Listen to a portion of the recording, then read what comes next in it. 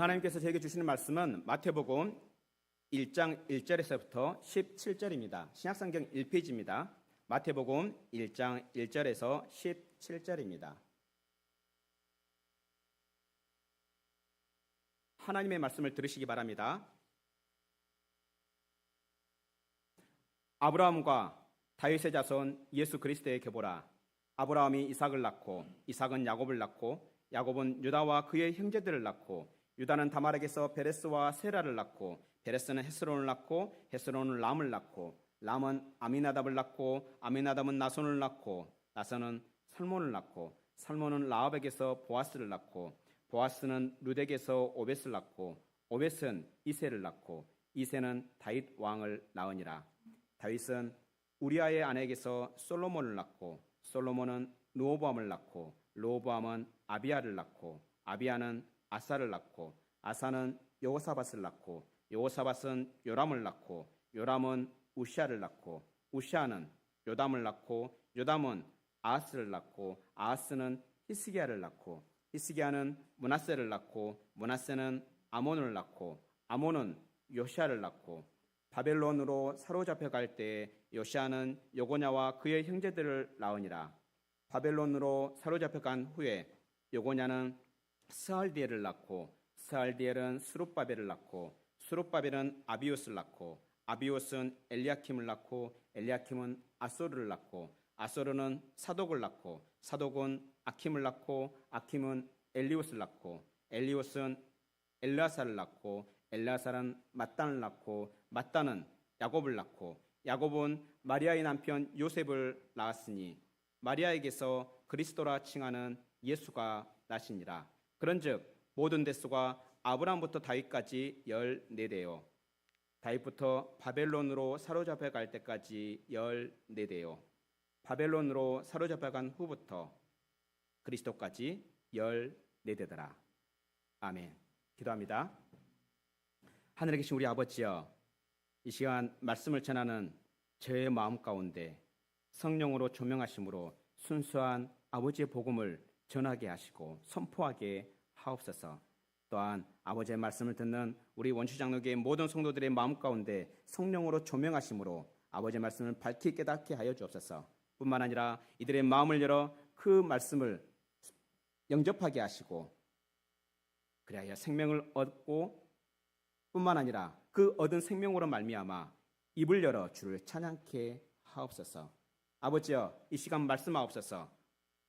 주의 자녀들이 귀를 열어 듣겠나이다. 우리 구주 예수님 이름으로 기도합니다. 아멘.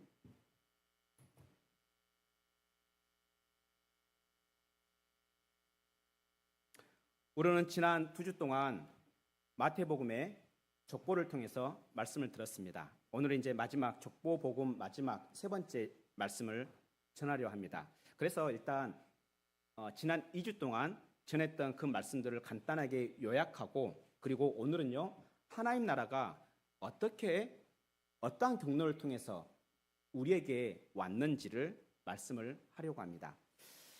우선 내용을 좀 간략하게 요약을 할 건데요. 우리는 구원받을 자격이 없는 사람들이었습니다. 그런데 성부 하나님은 저와 여러분을 구원하기 위해서 생명사역을 계획하시고 약속하셨습니다. 그래서 하나님의 약속을 신뢰하면 자격 없던 우리는요, 구원을 받습니다. 우리는 생명도 그리스도의 자격도 잃어버린 자였습니다. 그런데요, 예수님은 그 아버지의 그 생명사역의 그 계획대로 그리스도로 오셔서 우리의 생명을 살리시고 또한 그리스도의 자격을 회복시켜 주셨습니다. 그래서 우리가 예수님을 영접하면 생명 없던 우리는 생명을 얻습니다. 그리스도의 자격을 다시 회복하게 됩니다. 뿐만 아닙니다. 우리는 무명한 자였고 하나님의 자녀도 아니었습니다. 그런데요, 성령님은 예수님 안에 있는 우리를 하나님의 자녀로 입양하셨습니다. 그리고 하나님 나라에서 유명한 자가 되게 하셨습니다. 그래서 하나님과 하나님이 보내신 예수님을 믿으면 우리는 세상에서 무명할지라도 하나님 나라에서는 유명한 자가 됩니다. 뿐만 아닙니다. 하나님의 자녀가 됩니다. 이렇듯 삼위일체 하나님은 우리를 죄에서 구원하시고 영원한 생명을 주시고 그리스도인으로 살게 해주셨습니다. 그리고 우리에게 하나님 나라를 선물로 주셨습니다. 이것이 지난 2주 동안 우리에게 주신 하나님의 말씀입니다. 우리가 하나님 나라를 선물로 받았다는 것, 그것은 결국에는 우리가 하나님 나라가 우리의 것이 되었다는 것입니다. 이 말이 우리에게 굉장히 중요합니다. 하나님 나라가 우리의 것이 되었다. 다시 말해서 우리가 하나님의 소유가 되었고 우리가 하나님의 자녀가 되었고 우리가 하나님의 백성이 되었다라는 의미입니다. 하나님 나라가 우리의 것이 되었다. 그렇다고 해서 우리가 하나님 나라의 주인이 되었다, 이 의미는 아닙니다. 마치 우리 연준이가 자기 집을 뭐라고 부릅니까? 연준아, 너 집을 뭐라고 불러? 그렇죠, 우리 집이라 부르죠. 우리 집이라 부른다 해서 그 집이 연준이가 주인입니까? 누가 주인입니까? 그렇죠, 부모님이 주인이죠. 이와 같은 원리입니다. 그렇더라도 연준이는 부모님 집에서 자기 집처럼 삽니다. 이것이 바로 하나님 나라가 우리 것이 되었다라는 의미입니다. 하나님 나라가 우리의 것이 되었다. 이 말은 우리에게 아주 중요합니다. 왜 그렇습니까? 예수님께서 우리에게 하나님 나라를 우리에게 주려고 오셨기 때문입니다. 이와 같은 사실은요, 우리 예수님께서 공생애를 시작하자마자 제일 먼저 하셨던 말씀을 통해서도 알 수 있습니다. 어떻게 말씀합니까? 이르시되 때가 찼고 하나님 나라가 가까이 왔으니 회개하라, 그리고 복음을 믿으라, 이렇게 말씀하셨습니다. 그렇습니다. 예수님이 이 땅에 오심으로 하나님 나라가 이미 이 땅에 세워졌습니다. 세워진 하나님 나라는 계속해서 확장되고 있습니다.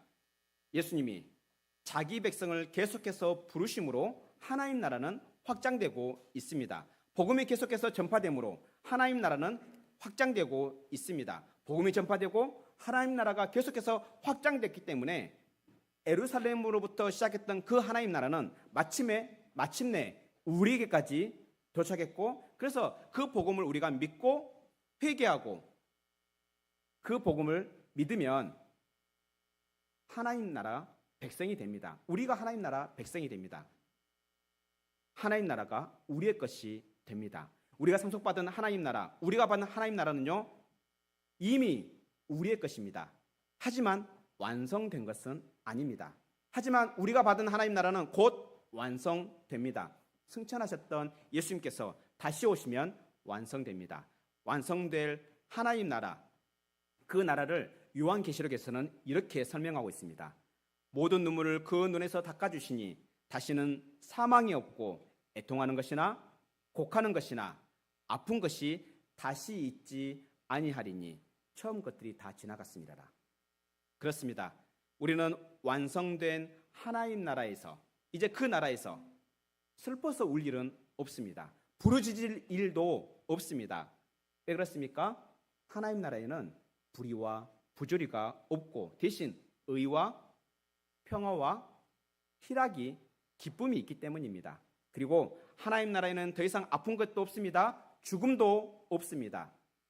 왜냐하면 아픔과 죽음은 죄 때문에 발생한 것인데, 우리가 기다리는 완성될 하나님 나라에는 죄가 없기 때문에 우리는 더 이상 완성된 그 하나님 나라에서는 죽음도 아픔도 없습니다. 그래서 우리는 하나님 나라가 빨리 완성되기를 기다리고 있습니다. 예수님은 다시 오셔서 하나님 나라가 완성되기를 소망하고 있습니다. 하지만 하나님 나라가 완성되지 않았더라도 우리는 이 땅에서 하나님 나라를 맛볼 수 있습니다. 어떻습니까? 여러분들 예수님을 믿습니까? 그러면 하나님 나라가 어디 있다고요? 예, 여러분들 안에, 우리 안에 있습니다. 그러면 그 하나님 나라 맛보고 살고 있습니까? 네. 근데 저는 그렇지 않은 것 같습니다.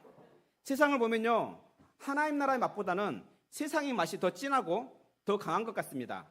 저만 그렇습니까? 그래서 간혹 불안하기도 합니다. 간혹 우리 안에, 내 안에 하나님 나라는 있긴 있는 걸까? 라는 생각이 들어서 불안하기도 합니다. 하지만요, 하나님 나라는 이미 우리 안에 있습니다. 우리가 예수님을 믿는 그 순간부터 하나님 나라는 그때부터 이후로 여전히 우리 안에 하나님 나라가 있습니다. 예수님의 십자가와 부활을 믿습니까? 그렇다면 하나님 나라는요 이미 누구 안에 있다고요? 예, 내 안에 있습니다. 마태복음은 우리 안에 임한 그 하나님 나라가 어떠한 과정을 뚫고 우리에게 왔는지를 말씀하고 있습니다. 이 말씀을 통해 하나님 나라를 고대하는 여러분에게 큰 위로가 있기를 축원합니다. 마태복음의 그 족보에는 예수님께서 하나님 나라를 손에 들고 어떤 역사를 뚫고 우리에게 오셨는지를 보여주고 있습니다. 족보에 나오는 많은 사람들이 있는데요. 그 사람들의 이름은요, 단순히 이름만을 의미하지 않습니다. 각 사람의 이름은 각 사람의 역사를 의미합니다.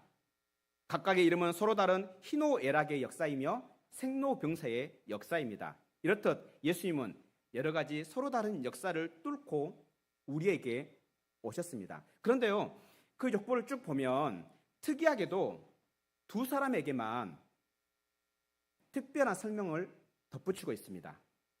누구는 누구와 그의 형제들을 낳고라는 설명입니다. 그게 바로 본문 2절과 11절인데요. 우리 한번 같이 찾아서 읽어봅시다.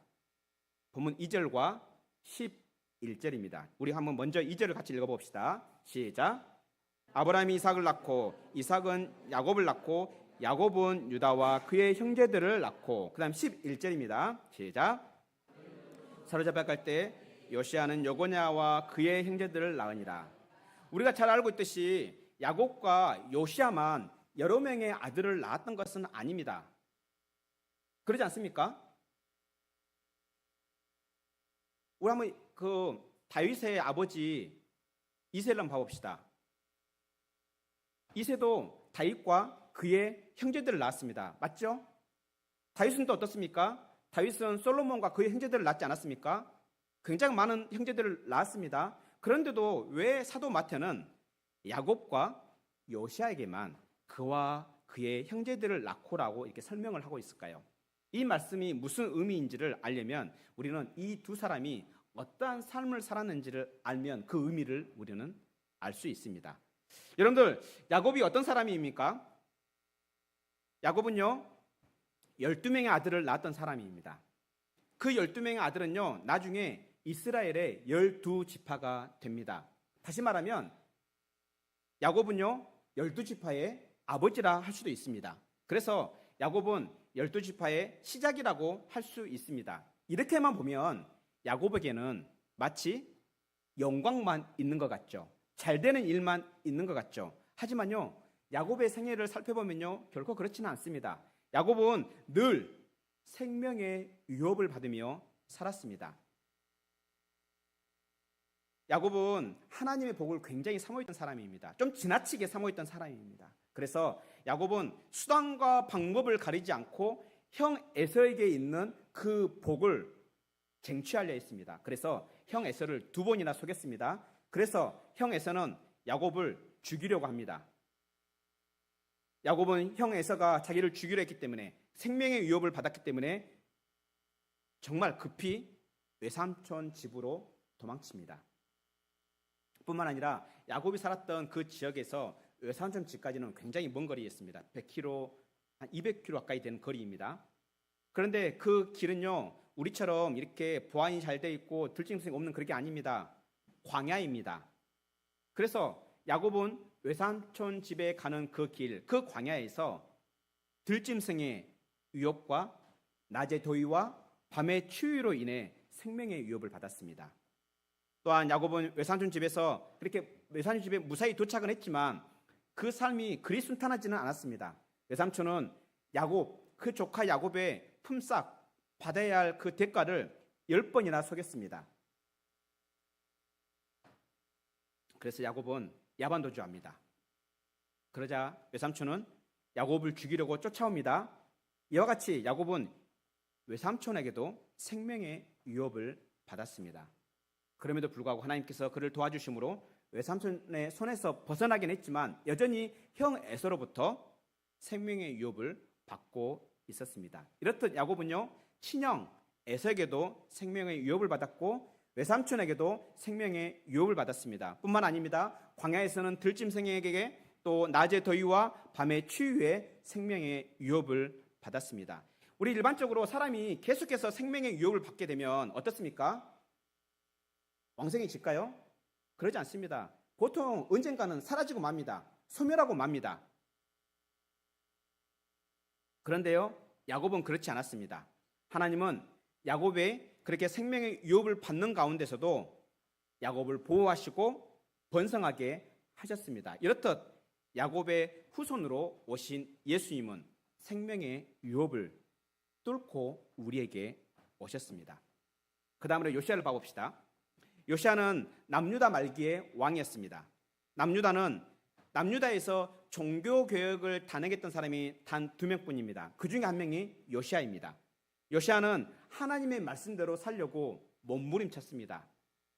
그래서 하나님은요, 요시아를 남유다에서 선한 왕으로 기록하고 있습니다.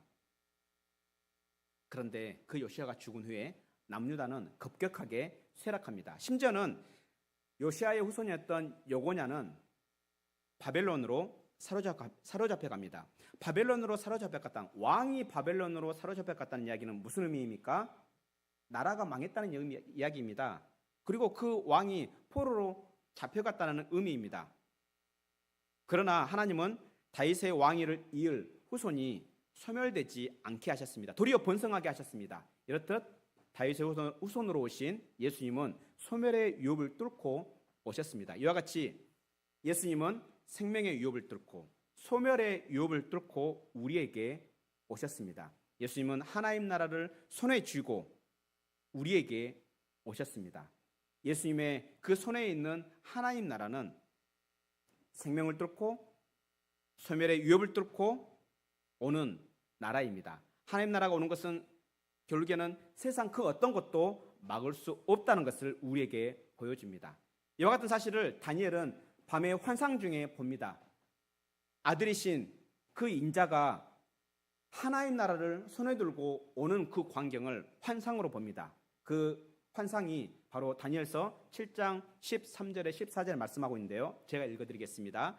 내가 또 밤 환상 중에 보니 인자 같은 이가 하늘 구름을 타고 와서 애적부터 항상 계신 이에게 나아가 그 앞으로 인도되매 그에게 권세와 영광과 나라를 주고 모든 백성과 나라들과 다른 언어를 말하는 모든 자들이 그를 섬기게 하였으니 그의 권세는 소멸되지 아니하는 영원한 권세요 그의 나라는 멸망하지 아니할 것이니라. 그렇습니다. 세상 나라가 아무리 강할지라도 세상 나라는 반드시 소멸합니다.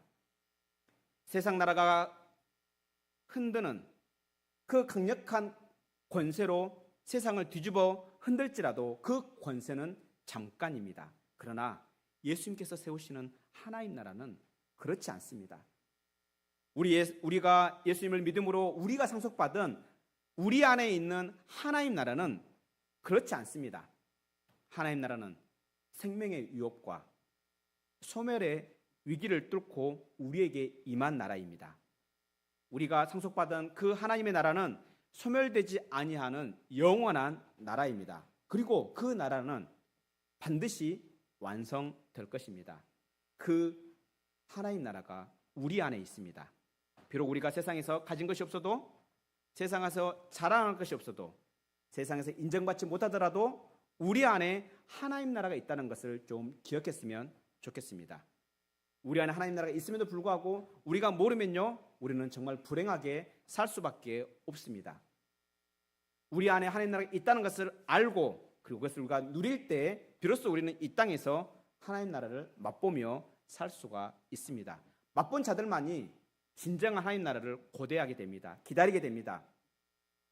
그러니 우리 안에 하나님 나라가 있다는 이 사실을 기억하면서 세상 속에서 좀 담대했으면 좋겠습니다. 좀 도도했으면 좋겠습니다. 고상했으면 좋겠습니다. 왜 그렇습니까? 우리가 받은 하나님 나라는 소멸되지 아니하는 영원한 하나님이 다스리는 나라이기 때문입니다. 하나님께서 우리를 다스리고 우리를 보호하시는 나라가 우리 안에 있기 때문에 우리가 세상에서 당당하게 살았으면 좋겠습니다. 우리가 받은 우리가 상속받은 하나님 나라는 성령 안에서 누리는 나라입니다. 그 나라에는 의로움과 평화와 기쁨이 있는 나라입니다. 그러니 우리 모두 이 말씀을 붙들고 기도했으면 좋겠습니다. 우리가 상속받은 하나님 나라를 누리게 해달라고 기도했으면 좋겠습니다. 세상이 흔들고 세상이 흔들리고 또 세상이 우리를 흔들지라도 우리가 성령 안에서 의로움과 평화와 기쁨을 누리게 해달라고 기도하기 바랍니다. 왜냐하면 우리 하나님은 우리에게 하나님 나라 주시기를 기뻐하시기 때문입니다. 그리고 우리 하나님은 우리가 하나님 나라를 누리기를 원하고 원하시기 때문입니다. 그러니 우리 모두 하나님 나라를 구합시다. 그리고 하나님 나라를 누립시다. 그리고 하나님 나라를 주시고 누리게 하신 하나님께 감사합시다. 이번 주 한 주도 하나님 나라를 구하며 누리며 감사하는 우리 원주장로교회 모든 성도들이 되기를 축원합니다. 그리고 사도 마태는요, 또 하나님 나라가 어떻게 우리에게 임하였는지를 다른 방식으로 또한 말하고 있습니다. 그게 본문 17절에 나오는데요. 우리 본문 17절을 같이 한번 읽어봅시다. 시작. 그런즉 모든 대수가 아브라함부터 다윗까지 14대요, 다윗부터 바벨론으로 사로잡혀 갈 때까지 14대요, 바벨론으로 사로잡혀 간 후부터 그리스도까지 14대더라. 아멘. 사도 마태가 족보를 이렇게 계수할 때 14대씩 세 부분으로 나누어서 계수를 했습니다. 그때 그 기준, 14대씩 나누는 그 기준이 어떻게 됩니까? 아브라함, 그 다음에 다윗, 그 다음에 바벨론, 그리스도. 그런데요, 바벨론은 사람의 이름이 아니란 거 아시죠? 맞죠? 사람의 이름이 아닙니다. 나라의 이름입니다. 정상적으로 본다면 바벨론 대신에 여고냐가 있어야 할 것 같습니다. 그런데 여고냐 대신에 사도 마태는 바벨론으로 기록하고 있습니다. 왜 이렇게 기록하고 있을까요? 우리가 이것을 이해하려면 남유다에게 있어서, 이스라엘에게 있어서 바벨론이 어떠한 나라인지를 안다면 우리는 마태의 의도를 알 수 있습니다. 여고냐가 살고 있던 그 당시 바벨론은 아주 잔인한 나라였습니다. 잔인할 뿐만 아니라 초강대국이었습니다. 초강대국 바벨론은 고대 근동 그 국가들을 침략하고 멸망시켰습니다. 그리고 남유다까지 멸망시켰습니다. 그래서 그때의 시대 상황이 너무나 바벨론이 강력했기 때문에 그 강력한 국력과 굉장한 그 힘으로 그 주변에 있는 나라들을 점령했다. 그러니까 남유다가 망한 이유는 결국에는 바벨론이 아주 강했기 때문이다라고 사람들은 이해를 합니다. 그런데요, 성경은 그렇게 말하지 않습니다. 성경은 그게 남유다가 망한 이유가 아니라고 합니다. 왜 그럴까요? 바벨론이 있기 전에 있었던 또 초강대국이 있었습니다. 바로 아수르입니다.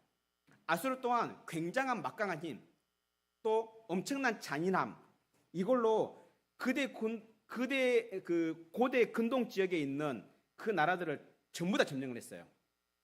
그런데 유일하게 점령하지 못한 나라가 있습니다. 어디였을까요? 남유다입니다. 바벨론 못지않게 강력했던 나라에 함락되지 않았던 국가가 남유다였습니다. 남유다가 국력이 세서 안 망한 게 아니에요. 왜 그랬을까요? 왜 그 초강대국의 침략 앞에서 남유다만큼은 멸망하지 않았을까요? 왜 그렇습니까?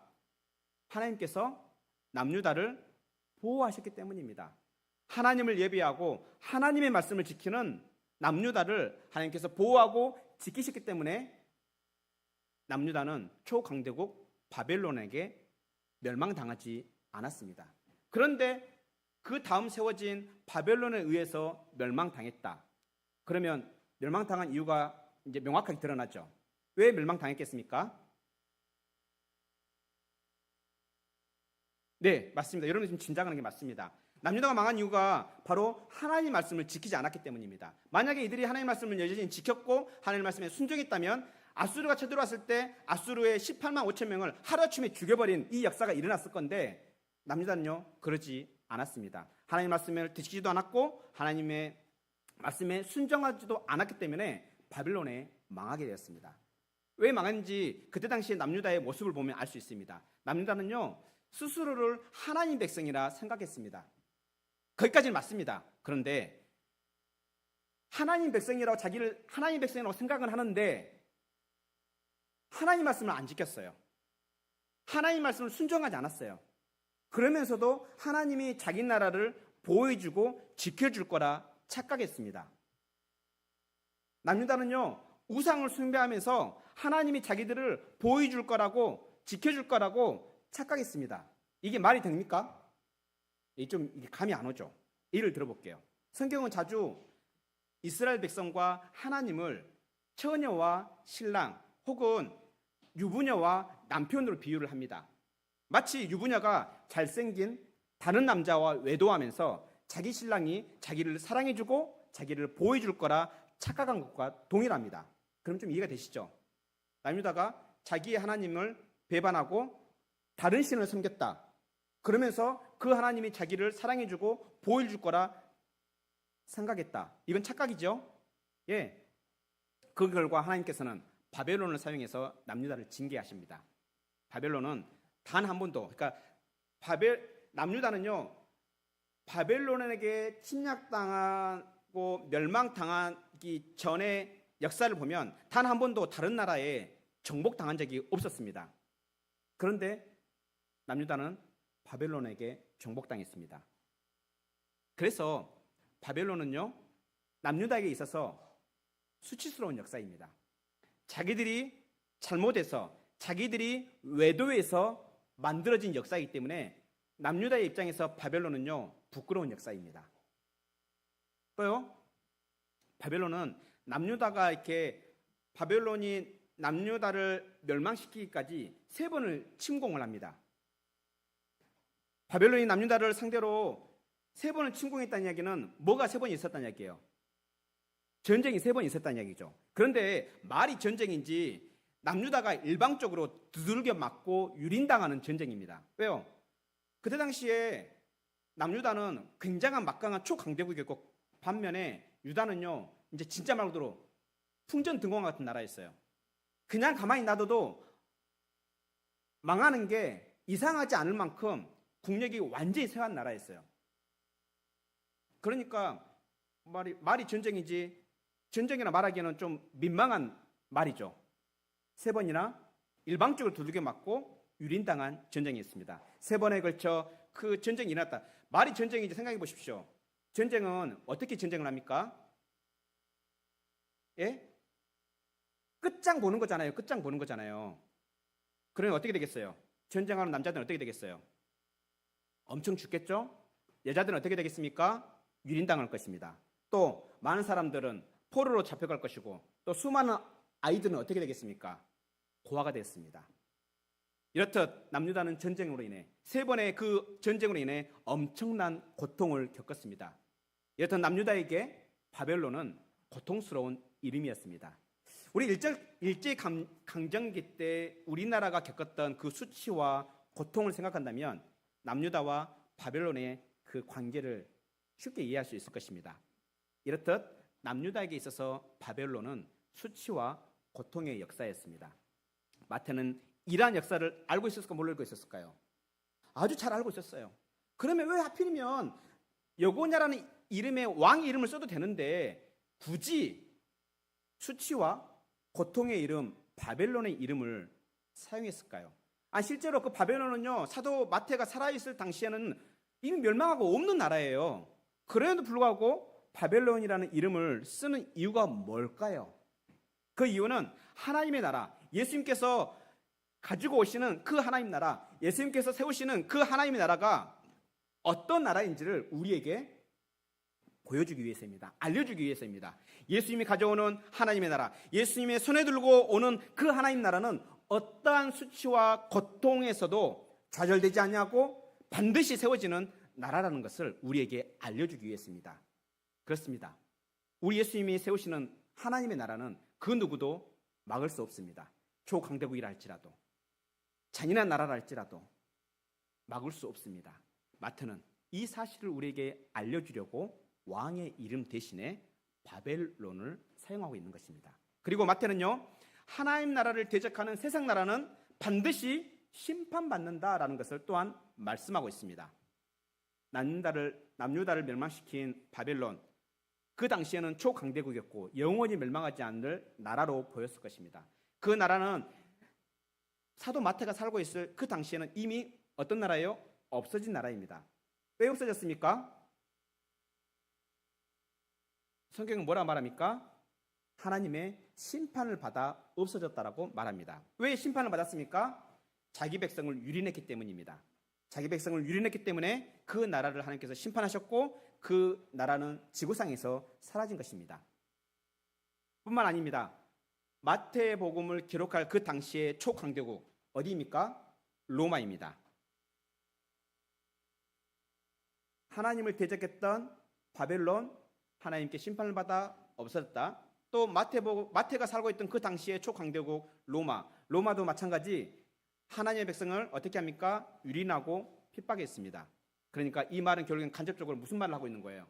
마태는 비록 지금 우리 눈에 보이는 저 초강대국 로마라 할지라도 하나님의 백성을 괴롭히는 이상 그들은 영원치 않을 것이다. 결국에는 하나님의 심판을 받아 없어질 것이라는 것을 간접적으로 말하는 것입니다. 이 말을 들었을 때 그때 당시의 성도들, 초대교회 성도들이 이 말씀을 들었을 때 어떤 마음이 들었을까요?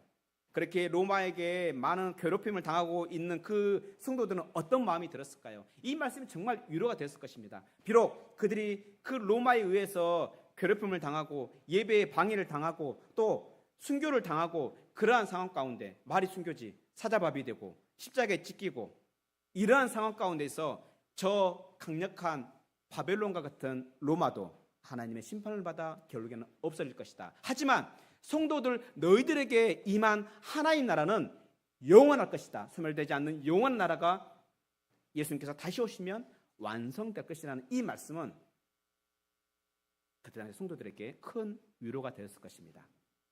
그런데요, 그때에만 위로가 된 것이 아닙니다. 왜 그렇습니까? 마태복음의 이 말씀은 오늘날도 여전히 유효하기 때문입니다. 비록 세상 나라가 하나님 나라를 핍박하고 위협할지라도 그 핍박과 위협은 영원하지 않을 것입니다. 왜 그렇습니까?